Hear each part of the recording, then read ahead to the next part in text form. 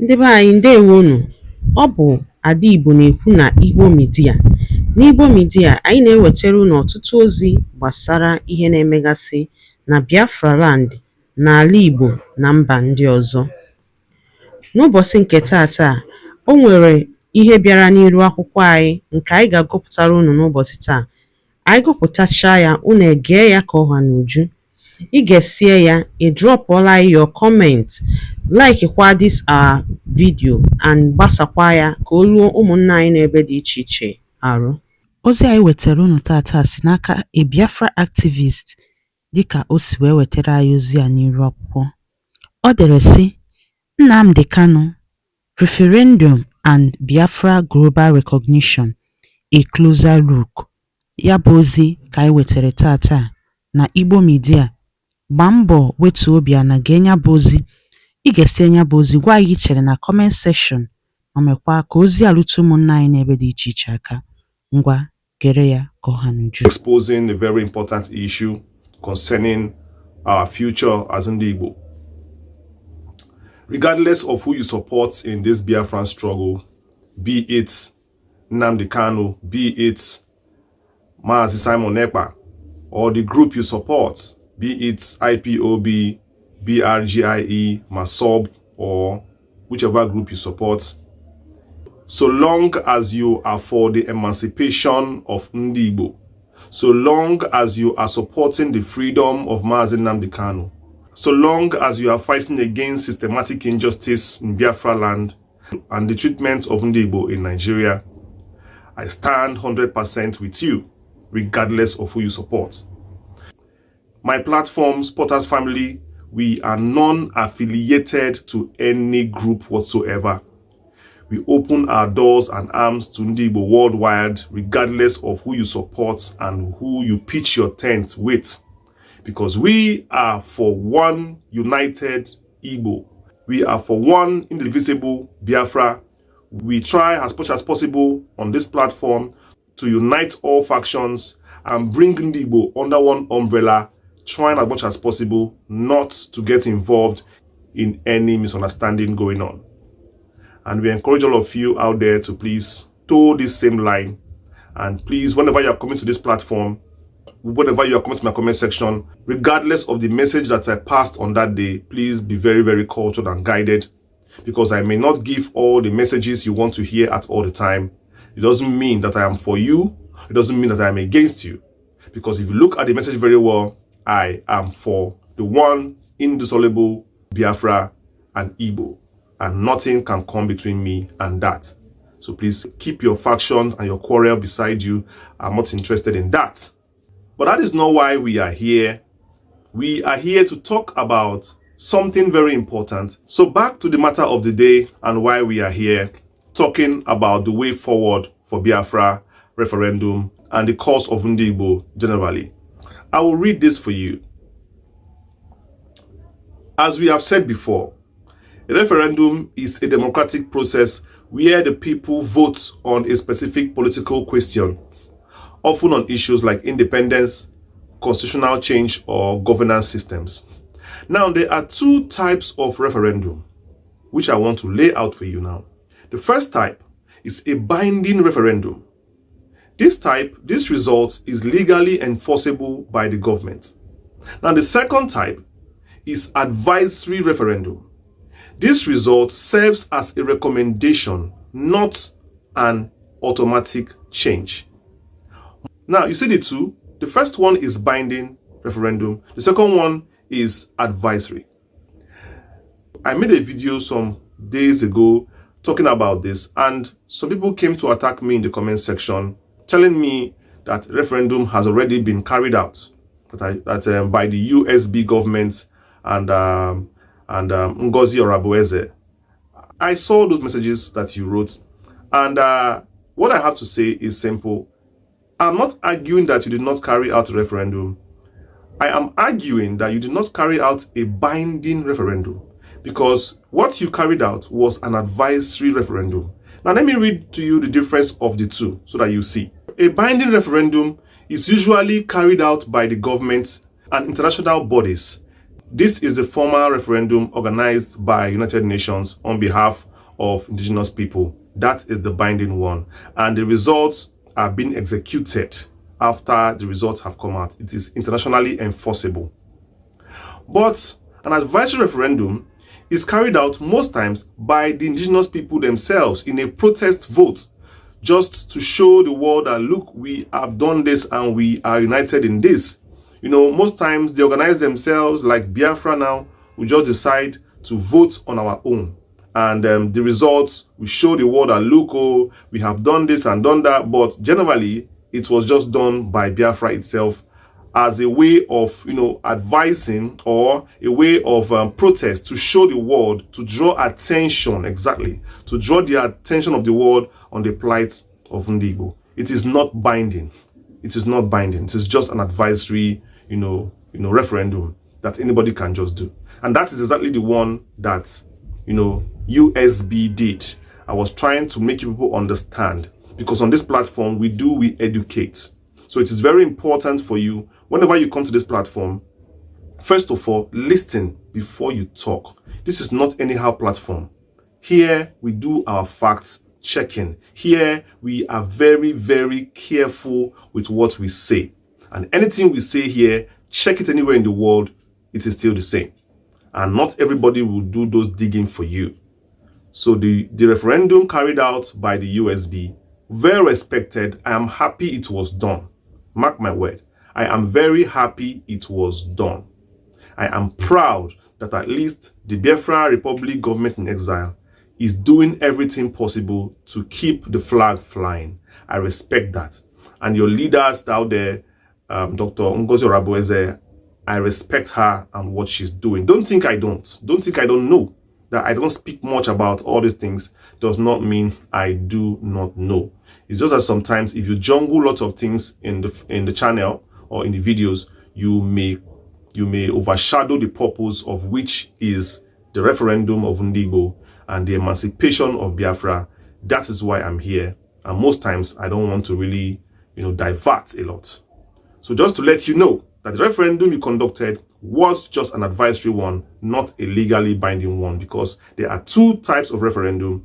The first one is the binding, and the second one is just an advisory one, which is a way of drawing global attention to what you are doing, what we are doing in Biafra land. Let's go on. United Nations Charter, Article 1, Section Article 1(2) recognizes the right of people to self-determination. International Covenant on Civil and Political Rights, ICCPR, Article 1 says, all people have the right to self-determination. African Charter on Human and People's Rights, Article 20, guarantees the right to existence and self-determination, particularly if a people are oppressed. These three sections I quoted in international bodies is just to let you know that don't let anybody gaslight you. Self-determination is enshrined in this right.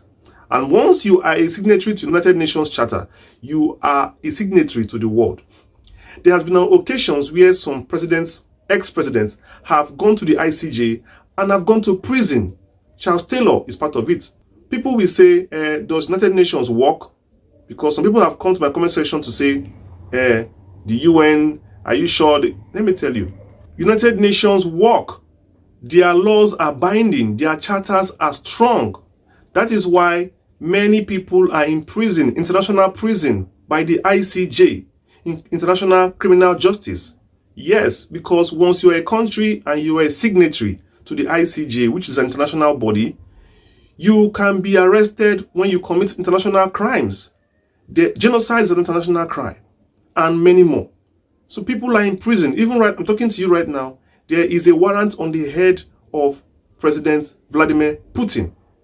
There is also a warrant on the head on the Israeli president from the ICJ. And if they go to any country that is bound under the ICJ, they can be arrested there. So yes, the UN laws are binding. Forget that maybe we've not gotten what we want yet. They are binding. So when the UN says that self-determination is a law, it is a law. That is why I keep on pressing that we press forward and take advantage of the laws already on ground for us. Take advantage of it. Don't just sleep on us and think UN does not do this, UN doesn't do that. Don't say that. Don't say that. The laws are there for a reason. Let's go on. Now, this is how a referendum will apply to Biafra. For the Biafran cause, a referendum is viewed as the most peaceful, democratic pathway to determine whether the people of the Southeast and possibly adjoining areas wish to remain part of Nigeria or form an independent state. But there are key challenges. 1. There is no explicit Nigerian law currently allowing regions to secede via a referendum. Also, the Nigerian Constitution in Section 2, subsection 1, declares Nigeria as one indivisible and indissoluble sovereign state. Also, any official referendum would likely require constitutional amendments under Section 9, demanding approval by 2/3 of National Assembly and 2/3 of all states' houses of assembly. Now, what has happened about this in other countries? What are the precedents? That is if we are going to do referendum conducted by Nigeria itself. For Nigeria to conduct a referendum by themselves, the laws have to be changed. That is if Nigeria is going to conduct it without the UN, because definitely the UN can get involved when the case gets to that level, because UN laws is above country laws. That is how it works. Yes, the UN laws are above member country laws, but the UN laws cannot take effect except there is a resolution on it. And when there's a resolution on it, voted by a member state, UN can move in and force the country to conduct that referendum. Let's go on.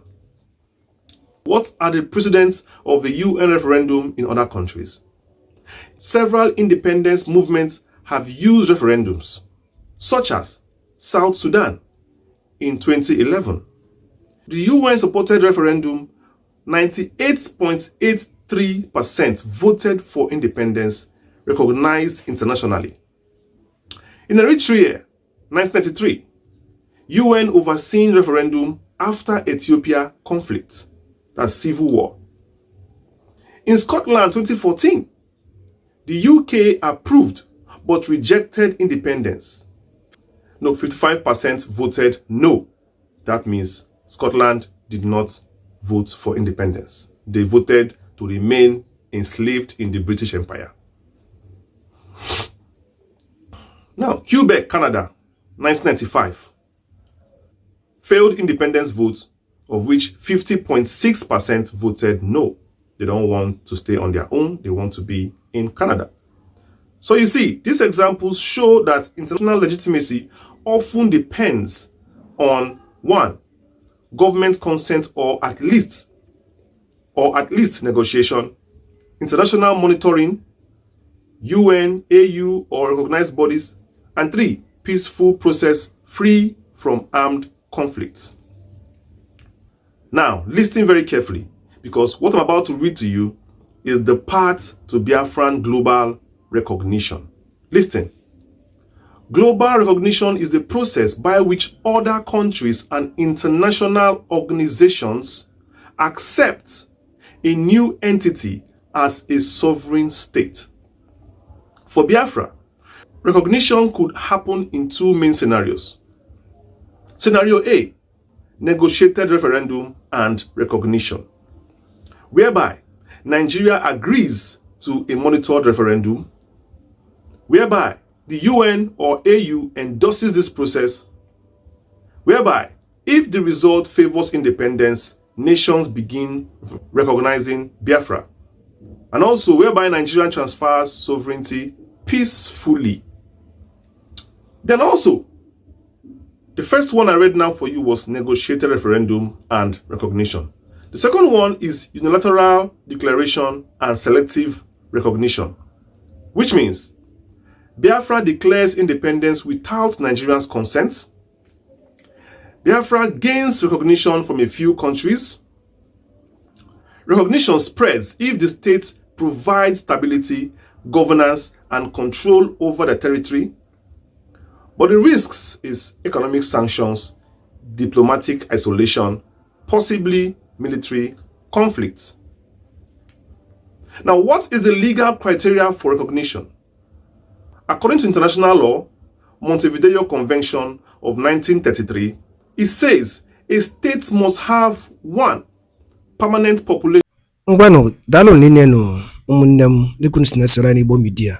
Gịnị ka unu nwere ikwu na nkọwa nke unu gbasara maka ihe unu n'iru akwụkwọ n'ụbọchị uhuruchi nke taa? Gwa anyị ife iche n'ụdị nke gị, deela ya n'akara kọmentị ka mara ihe i chere, ma chetakwa tụsa ya bụ ozi ka o were ụmụnne anyị ndị ọzọ ntị. Ndewo na ụmụnne m, ka emesịanụ.